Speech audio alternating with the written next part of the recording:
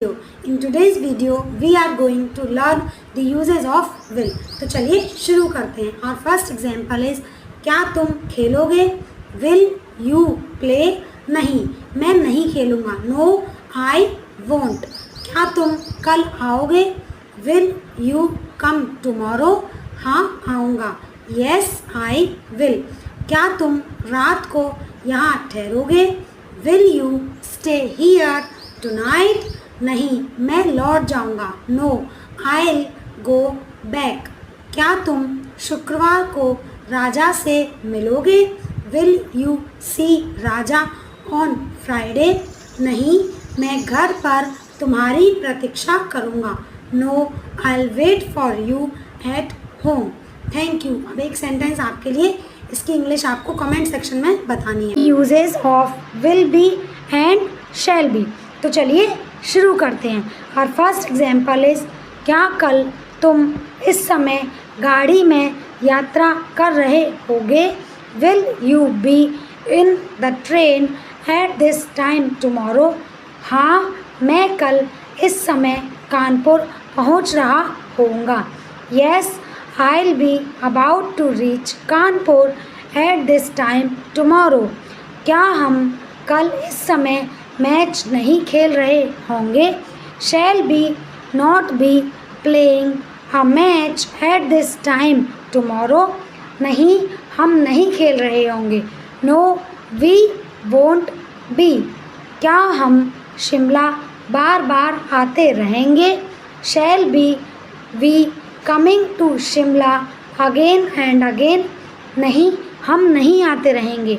No, we won't be. क्या वह यह किताब बार बार पढ़ता रहेगा? Will he be reading this book again and again? हाँ, वह पढ़ता रहेगा क्योंकि यह उसकी फेवरेट किताब है. Yes, he will be reading because this is his favorite book. अब एक सेंटेंस आपके लिए, इसकी इंग्लिश आपको कमेंट सेक्शन में बतानी है. Uses of will have. सबसे पहले हम शुरू करते हैं पॉजिटिव स्ट्रक्चर से कि हम पॉजिटिव में विल हैव का यूज़ कैसे करेंगे. तो देखिए हमारा फर्स्ट सेंटेंस, मैं कल इस समय तक अपने जीवन का एक महत्वपूर्ण अध्याय समाप्त कर चुकी होंगी. I will have finished an important chapter of my life by this time tomorrow. अब हम देखते हैं कि हम इसको नेगेटिव सेंटेंस में कैसे यूज़ करेंगे. So our first sentence is मेरा भाई तब तक यह किताब नहीं पढ़ चुका होगा. My brother will not have studied this book by then. अब हम देखते हैं कि हम इसको इंटरोगेटिव में कैसे यूज़ करेंगे. क्या वह जा चुकी होगी? Will she have gone? हाँ, वह जा चुकी होगी. Yes, she will have.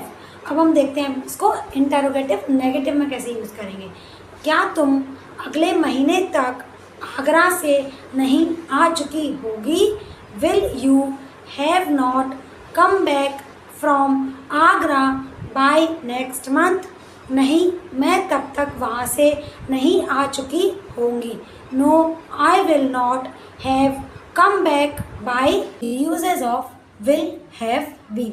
तो चलिए शुरू करते हैं. सबसे पहले शुरू करते हैं पॉजिटिव स्ट्रक्चर से.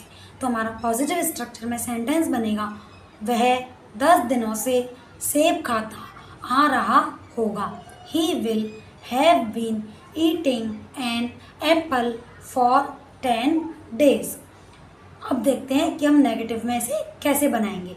हम कुछ महीनों से पढ़ाई नहीं कर रहे होंगे. We will not have been studying for a few months.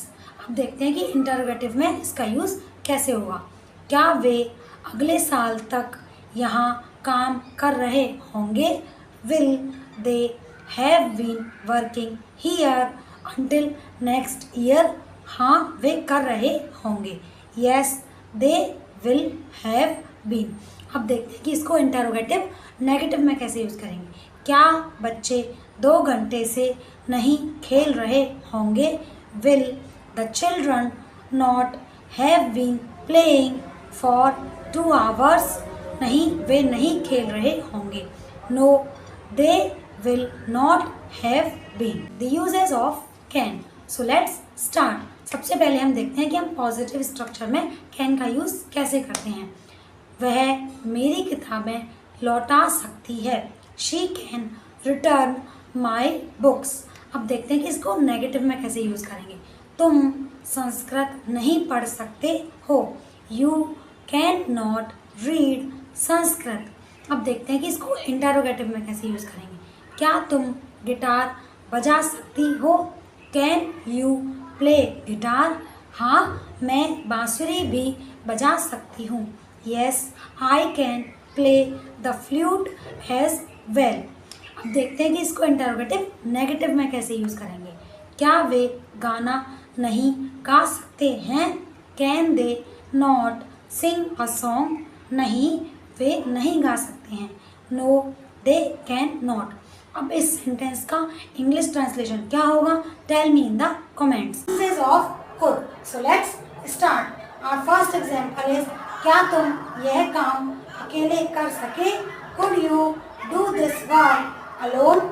नहीं, मैं इसे अकेला नहीं कर सका. No, I couldn't. Next sentence is क्या वह समय पर तुम्हारी मदद कर सकी. Could she help you in time. हाँ, वह कर सकी. Yes, she could. और नेक्स्ट एग्जाम्पल इज क्या तुम मेरे लिए पानी ला सकते हो. Could you bring me a glass of water. खुशी से, विद प्लेजर. अब एक एग्जाम्पल आपके लिए, इसकी इंग्लिश आपको कमेंट सेक्शन में बतानी है. Till then keep learning and practising.